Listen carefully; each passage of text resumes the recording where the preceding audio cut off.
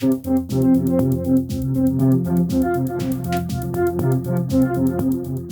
everybody. It's Elizabeth from Elpis Astrology at elpisastrology.com.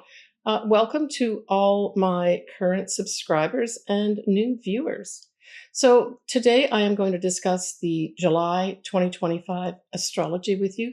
Start off with an introduction, and then I will go on to do your individual sun signs and or ascendants. I suggest you probably listen to or watch for both of them. So what's happening in July? July is starting off with, within days, we're going to have Uranus ingress or go into a different sign. It will go into Gemini. So that's significant. We're also going to have a Mercury retrograde in Leo happen. And then we're going to end the month with a Mercury Cazimi, literally on the last day of July. And of course, we have our two luminations, a full moon and a new moon. So let's start off here. We have that Sun in Cancer until the 23rd of July, and then it's going to move into Leo. We're going to have Jupiter that will be staying in Cancer right up to July 2026, so for a whole year. The other thing that I thought was interesting that a lot of astrologers are talking about is that Mars, that's the planet of energy, action, movement forward, if it's going forward, and it is going to be in Virgo all month. And this really speaks to sort of an overarching energy here of this Mars moving forward, being assertive with regards to what? Anything kind of Virgo. And Virgo is a few things, but my intuition was saying digging up the facts. Digging up the important information is going to be going on as a background energy all the month of July 2025. Now, the other thing, of course, is that it can stand for, that's Virgo, can stand for health. So that's the other thing that may be contentious at this time is issues around health, how we look after ourselves mentally, physically, right? And, the way we eat, what we consume in our bodies, that type of thing. So when we look at 7th of July, going back to what I said at the beginning, that is the day that we officially have Uranus, planet of surprises, unexpected things, unexpected events, great illumination, breaking free, going into the sign of Gemini. I did a whole video on this. I'm not going to go into the intricacies of it, but I will put the link below in the text box if you want to take a look at it. I also go into the sun signs and ascendants in that video. But really what it's doing here is Uranus is shaking up anything to do with communications. So we can expect some probably really big breakthroughs in that area. But it also speaks to, in some ways, a constant change with regards to our neighborhoods that we live in, what we kind of operate in day to day, may have an ongoing change here. For some time, Uranus is going to be staying in that sign for quite a few years. Of course, it's going to be affecting Gemini directly. And so Gemini, you can be looking forward to some big changes in your life as well. I say embrace the change, right? Now, the interesting thing with this Uranus going into Gemini is that, it's an air sign. So we look at, are there any other air signs that are around that are at the early degrees or the first decan of an air sign? And of course, we do have Pluto. So on and off, we're going to have Uranus trining Pluto. And so this is a positive energy, right? But the other thing it's going to be doing is Uranus will be sextiling both Saturn as well as Neptune. And these are all three of these outer planets are interacting with Uranus kind of during the same time period. Certainly, I would say within the next, because Uranus does go back, these other planets do go retrograde, up to 6 months of the year. So we know Uranus will go back into Taurus as well, and then come back out again. And then sextile Saturn, sextile Neptune, and trine Pluto. So I would say we've got this type of energy, which is pretty powerful in terms of change, in terms of transformation, in terms of not only dissolving certain things that we've learned to accept, maybe since we were born, and these would be institutions of any sort, right from churches through banks, through our government, are going to be dissolving. And then we'll be given opportunities, though, to bring in new transformational structures. Or at the very least, we're going to have the abilities and opportunities to change the current structures that we have. And I talk about this not only in the collective to everybody in the world, but also to us individually as well. And we're looking at, of course, Saturn as well as Neptune in Aries, Uranus, as I mentioned, in Gemini, and of course, Pluto in Aquarius. So we come up to our full moon, and our full moon is going to be in Capricorn on the 10th of July. Happy birthday, shout out to my brother John. That is his birthday. So this is going to be some big spotlight put on him, as well as other folks that may have something around 18 degrees, 18, 19 degrees of Capricorn, 18, 19 degrees of Cancer, right? Because this full moon has the moon in Capricorn, but then, as every full moon, we have the sun in the opposite sign of Cancer. So the Cancer placements would be it's exactly 18 Capricorn 50, so that would be 18 Cancer 50. So that's why we would round up to 19 and then go back to 18 as, really exact degrees in terms of effects of this. Now, the interesting thing is I sometimes look at culminating stars on moons. And in this case, we do have a culminating star, Acubens, that is going to be right around this 18, 19 degree mark of Capricorn. So this puts an energy of emphasizing solving problems in a logical way. But it is also associated, depending on who you want to read that defines this star Acubens, it's associated with liars and criminals. So some of this may come to light. Go back to what I said at the beginning when I was talking about this energy, this persuasive and assertive energy of Mars in Virgo, digging up all the important facts. That goes along with this star. So we can expect some of this digging up and big illumination at this full moon on the 10th of July. The exact time is 1:37 p.m. Pacific Daylight Time. Now, the moon trines the south node in Virgo, and then, of course, the north node in Pisces will trine the sun and sextile the south nodes. So we see all at once, both the moon and the sun are bringing in something we need to let go of and opportunities for us to bring in some new things for our destiny path. Now, I saw this particular setup of the sun and the moon interacting with the north nodes and the south nodes as this moving the chess pieces of the collective destiny. But then we can take that back to our personal life too, especially if you have something, as I mentioned, the degrees of the moon and or the sun in Cancer, but also the south nodes and the north nodes in Virgo and Pisces, respectively, towards the 20-some degree mark, right, of their respective signs.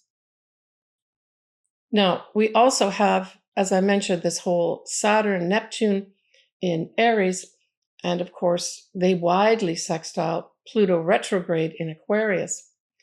Now, these are all big setups for positive change, at least positive opportunities for change with regards to either our individual structures or the structure that we operate in, right? This could be an invisible structure that we have hanging over us that maybe needs to be transformed. And Pluto forming that sextile to the Saturn and the Neptune can really bring in this positive transformational energy. It tends to do things more slowly, whereas Uranus kind of acts more immediately. But this is a very positive background energy for us to have to transform positively our structures that are in our lives. And also with the Neptune part, we may, even as a collective, start changing our philosophical beliefs, our religious beliefs, that type of thing, can undergo a positive change here too, with the effect of Pluto on Neptune in particular, right? And so this whole energy sets up a dismantling and dissolving type energy with these planets, right? Now, our Mercury retrograde in Leo is going to start on the 17th of July, and that will be at the 15-degree mark of Leo. So that's bang right in the middle of the signs. There's 30 degrees in every sign. So 15 is right in the middle of it, right? It's actually at 15 Leo and 34 minutes. And it'll go direct at 4 degrees of Leo in August. I'll cover that in my August video. It exactly sextiles Venus in Gemini. Yeah, I think that's nice. So this says to me at this Mercury retrograde, there may be some news that comes out here that's going to be important for us.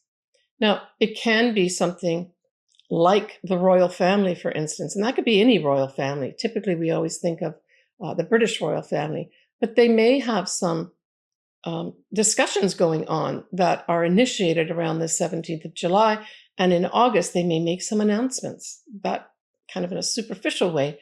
But this can also work with us too, depending where it falls in your sign. And I'll cover that when I get into the sun signs and the ascendants for you. But certainly, Leo, this is obviously a Mercury retrograde in your sign. It suggests that there's going to be some negotiations during the month of July. And I would say these are going to be very important. They may have something to do with money, right? Because we've got Venus there exactly sextiling as that Mercury goes retrograde in Gemini. Gemini is the planet of communications. It's also about working with others, you know, because Gemini is the twins. So I would say for those Leos that have something that may be coming up mid-July, where it's a negotiation, this could be very positive for you. Now, the other thing that this can bring up too, especially linking with the Gemini part in Venus, is that you could have a writing project. I'm talking now individually, perhaps. A writing project comes up as important, where you have to go back and figure some things out. Maybe put out some communications to get some feedback of some sort to make this a better production or project that you may be doing here. All right, so then we move on to a moon conjuncting Chiron at that time in Aries, but squaring the sun in Cancer. We're also going to have Mars conjunct the south node, and the sun, which is going to be in Cancer at that time at the Mercury retrograde, will widely trine the north nodes in Pisces and widely sextile Uranus, now in Gemini. So there are other things going on at this Mercury retrograde that are kind of challenging from the standpoint of the Chiron and the moon. This is the people being unsettled about something. So I'm taking this to a collective level with that square to the sun. It's like they're disagreeing with those in authority. And the sun, transiting sun, can also represent a male. So this may actually work out to be a male. But with the Cancer influence here too, I think this is in particular in reference to our homeland. But individually, this could actually involve our families if you've got this set up here, right? And then again, of course, we've got this Mars acting in terms of conjuncting the south node. It's saying, you got to let go of this. It's almost like I get this feeling of we're holding on to something that we need to let go of and instead embrace a new path ahead. And in Pisces, that's a very spiritual type thing, right? Very spiritual. It's compassion. So this Mercury retrograde is also maybe going to bring up something that's a compassionate type of situation that we need to pay attention to. And it may involve that Chiron in the healing of the people. Yeah, I'm getting this feeling of the healing of the people here. And when we've got those wide trines and sextiles with the sun, with the north node, as well as Uranus, there could be something unexpected that comes through here that's very positive. I'm thinking here positive messages being put out by perhaps a male that has great compassion. So that's all to do with the Mercury retrograde. On the 24th of July, well, Leo, you've got your new moon, and it's going to be at 2 degrees of Leo, 8 minutes at 12:11 p.m. Pacific Daylight Time. And it will widely conjunct Mercury, that's also going to be in Leo, but it will be retrograde at that time, and it will be at 13 degrees of Leo. So it's kind of a little bit of a damper in some respects when we've got a Mercury retrograde on your new moon. And so this is really saying that there may be some things that you're going to have to review after the newness. This is in particular for Leos, of course, or if you've got Leo as an ascendant around that 2-degree mark, which is where the new moon and the sun will be at. So it just puts a little bit of a delay, I think, on some newness. If there's some folks out there that want to make something new at this time, especially as it relates to Leo things, which is on its own kind of creative projects. It's also, for some folks, it may be a new love comes in at this time, but maybe there's a miscommunication or literally a missed communication. Leo also can represent children too, but Leo's also about having fun. And so this new moon does usher in fun. Let's have some fun here. But it also says, you may have to go back and review some communications of some sort and make sure that they're clear, especially as it applies to any creative project, a new love in your life, or your children. Now that moon and sun will be opposite Pluto. And so this is very, very powerful. This is asking for transformation. It's asking a lot of this new moon because it's saying, I want you to transform these things. And the things Pluto wants you to transform are the ones I've just spoken about.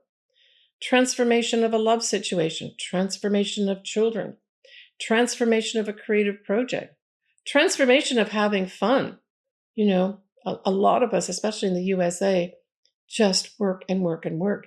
And we don't, make it a priority to have some fun. This new moon says, please do that. Now, the sun and the moon, as well as Saturn and Neptune, are going to be forming a sextile. And they're going to be forming a sextile with that newly minted Uranus and Gemini. Wow, this is super positive. This is with the Uranus influence here. This is some unexpected, surprising, probably information coming through. Now, this could come through a few ways because Uranus rules in many respects, a lot of things, but in terms of things related to our Earth, it's what is above the Earth. So there might be some really surprising, unexpected information coming into us about scientific discoveries. Typically, we're talking about above the Earth. So maybe NASA will be producing some fabulous pictures here or more information that provide us with a new way of seeing old structures, that's Saturn, in a new way that's more truthful. That's the Neptune part, right? At the very least, I think this could bring in some real new understanding of some structures that we have in our life. So at an individual level that may operate, but also on a collective level. And religion could be brought in here and philosophy again. I know I spoke about that a little earlier, but this is unexpected stuff. And, with that sun very much involved here too, and as I mentioned, that sun can represent a male. This may come through a male, this unexpected, but the sextile says it's going to give us an opportunity to change, right? This is a change moment for us at this new moon in Leo. And of course, Pluto, even though it's a number of degrees into Aquarius, it will widely trine that Uranus too. And so again, we're providing this positive energy with the trine to transform something that is bringing us enlightenment. That's another thing that goes with Uranus, but it's also helping us break through. Now, because that Uranus is in Gemini, I'm thinking on a collective level, there may be a gigantic breakthrough in some kind of communications that has been really held back. And the Mercury retrograde, as part of this new moon, says we're going to enter into negotiations now.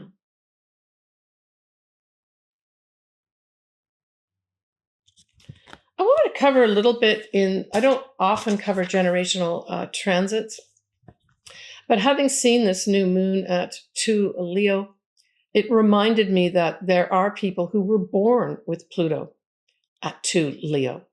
So I would suggest that you get your chart, everyone that's listening or watching here, and look to see, first of all, where your Pluto, your natal Pluto is. And then secondly, I also want you to look at where your Uranus is.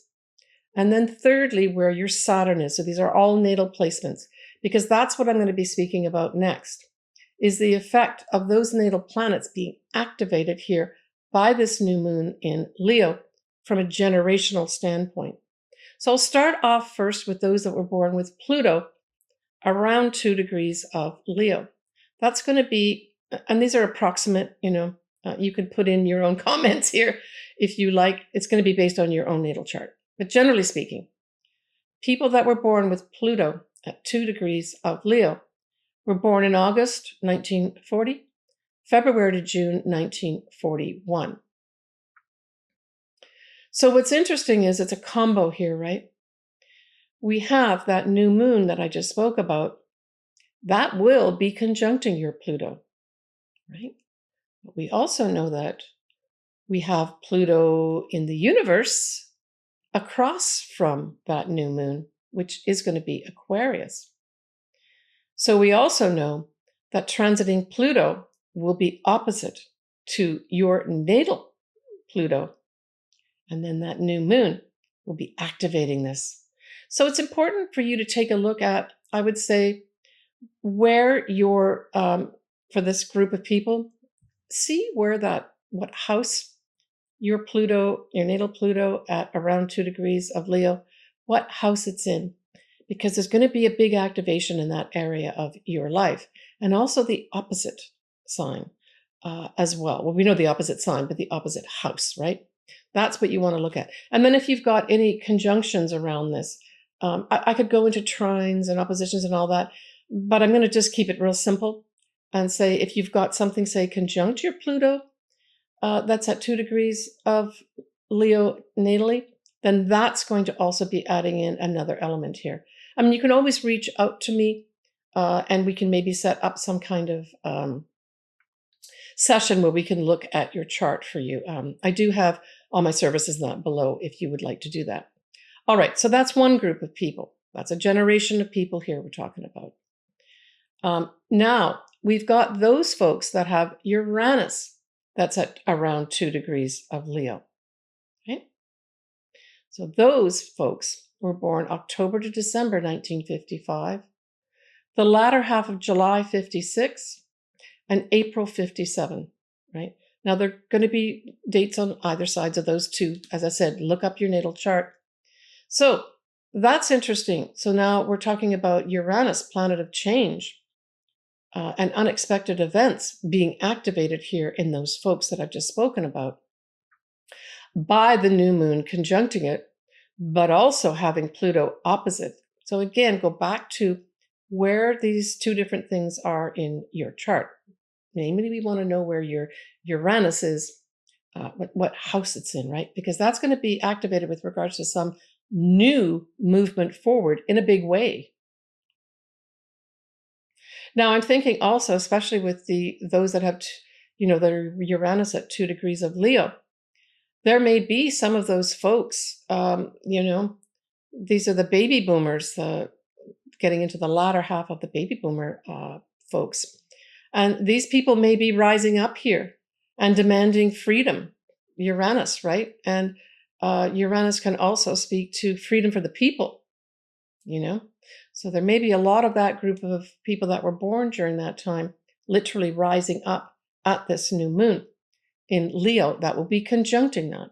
Whatever it is for you, It will be bringing in a new start for you, and it may come in an unexpected way. You may even get it through enlightenment of some sort, or some unexpected change comes your way, depending what house it falls in, right? And of course, like I mentioned, you're going to have Pluto opposite your natal Uranus. Uranus is going to be conjunct the new moon. Yeah, pretty exciting times. I saw this as very exciting. I really did. Just be open to change, I would say.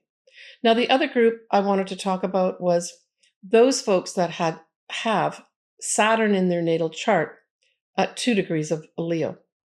And those folks are the last week of June 1976. But again, go back and look at your chart. I would say we'll take degrees on either side of it. We can probably go back to 1 degree and up to 3 degrees of Leo for this as well, and for all the ones that I just spoke about. But now, in this case, this new moon is going to be conjunct your natal Saturn. And we're going to have Pluto opposing it.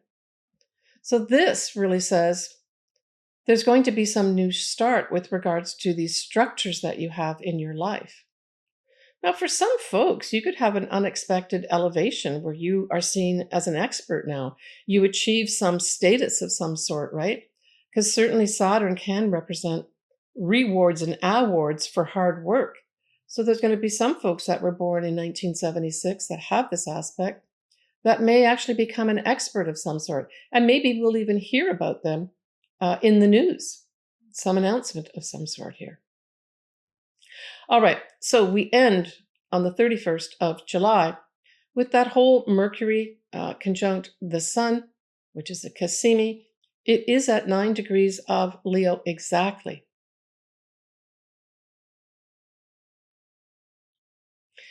So if you do have something at 9 degrees of Leo, there could be some very important message that comes in for you. Certainly when we look at Mercury, we're talking about messages, right? Now, the messages could come with regards to anything Leo-like as well. So we're not only talking about the house this falls in for you, especially if you've got something around 9 degrees of Leo, but also Leo-related things. And again, we're talking about royalty potentially on a more collective level. We're talking also about anything to do with children, perhaps. A new love when we're looking at individuals, right? Having fun as well. Maybe there's going to be some wonderful fun event that comes up at this time. That's very transformational for folks that have something around this 9 degree Leo. Certainly, this is a transformational message of some sort that's going to be going on here. Now, when we're looking at Trump, he has an exact conjunction with his Pluto with this Cazimi. So I would say there's some important information that may either pop out of his mouth or be delivered to him around the end of July. Whatever it is, it's going to be very transformational for him personally as it conjuncts his Pluto.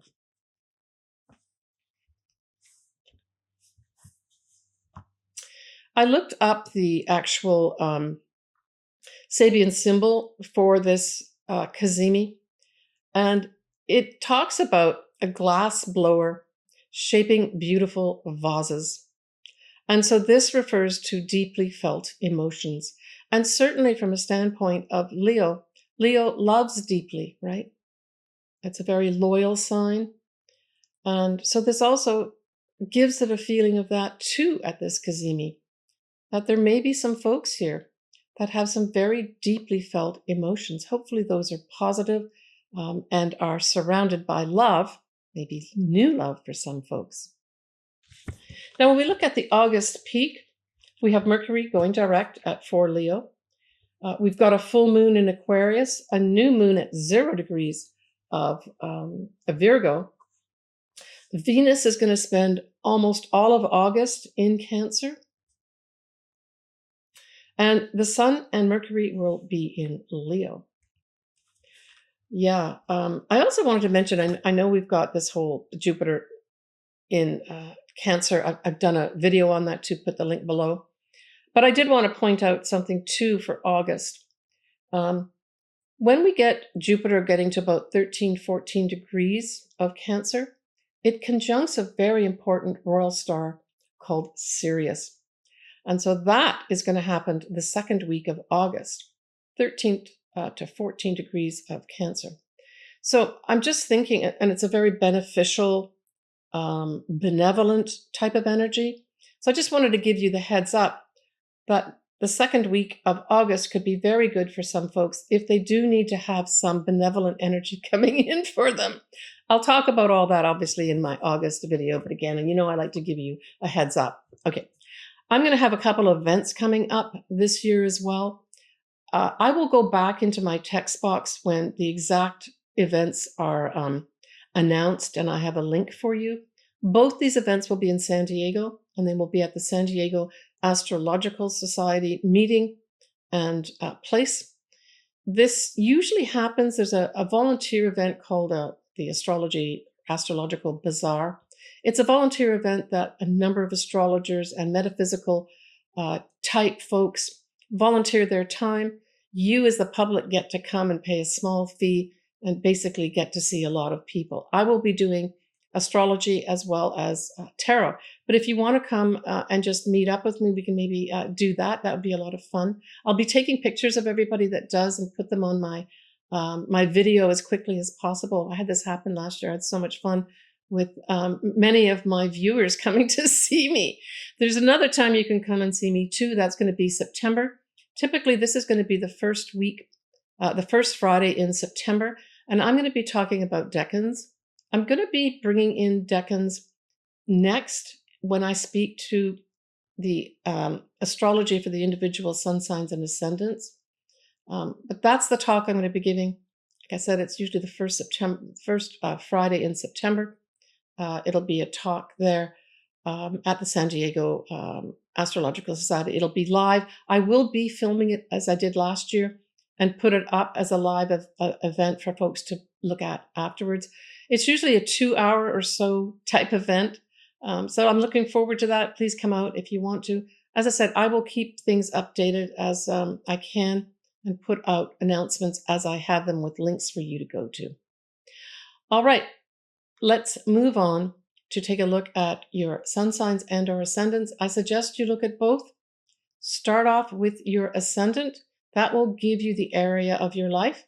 And then go into your sun sign just to gather a few more pieces of information because the sun is one of the most important things in your chart.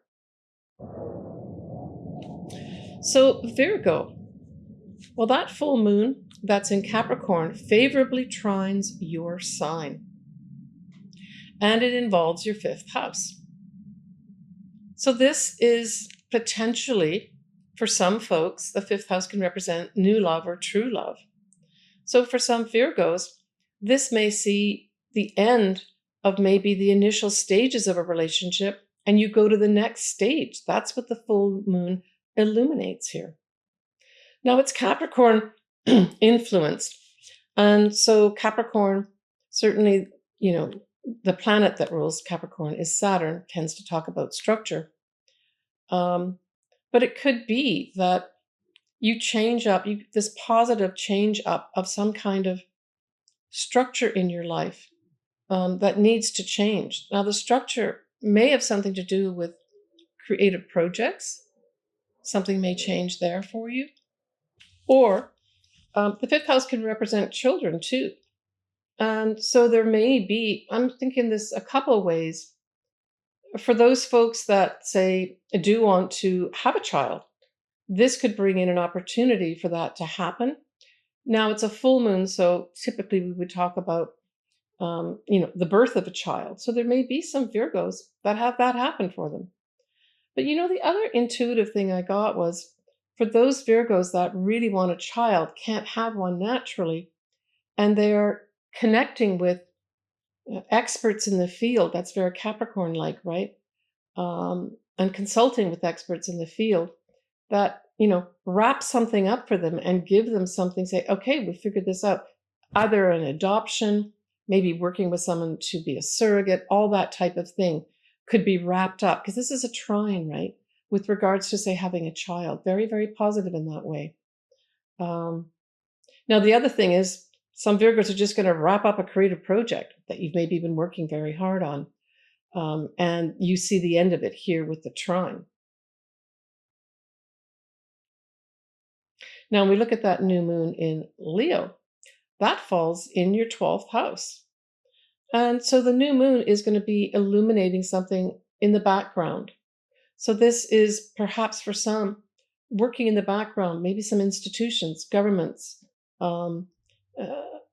ashrams, hospitals, prisons, anything that is kind of hidden from the public normally.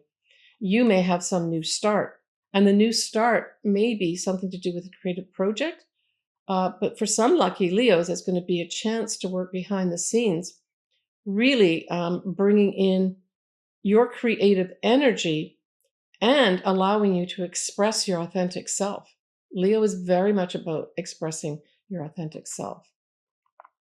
So I'm thinking you may have to, and it may even be a secret or a secretive type project for some Virgos, that you can't really talk about it, but that you're really excited about it because it's you. It's you being what you want to be, and it's so creative. So that could come up as a new start for you for some Leos. The other thing is you could be working behind the scenes with regards to, say, a hospital setting, maybe something to do with a child for whatever reason. And this does not have to be a negative thing, right? Because children are very much part of that Leo type thing.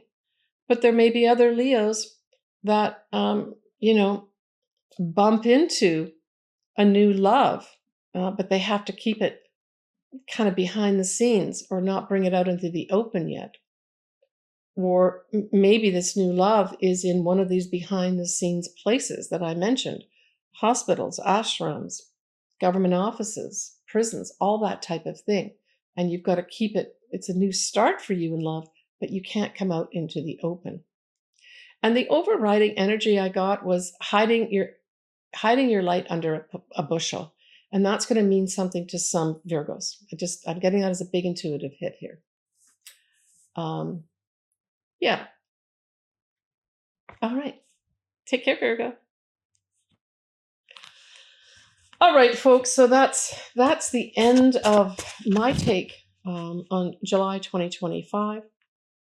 I always love to hear from folks. Please leave your comments. Reach out to me if you want your chart done. I do a combo, a nice combo, pre-recorded $50 type activity for you, which combines your astrology as well as a tarot card reading. It's, I think, pretty good money for what you're going to get for it. I like to hear from folks just commenting. Let me know what happens. I would like to hear, especially from folks towards the end of July when we have that Cazimi, what kind of things come up for you. If you feel you would like to relay something to me, I'd like to hear it. All right, everybody, please take care of yourself. With that new moon in Leo, Leo is all about love. So I'm beaming love out to everybody. Take care and bye for now.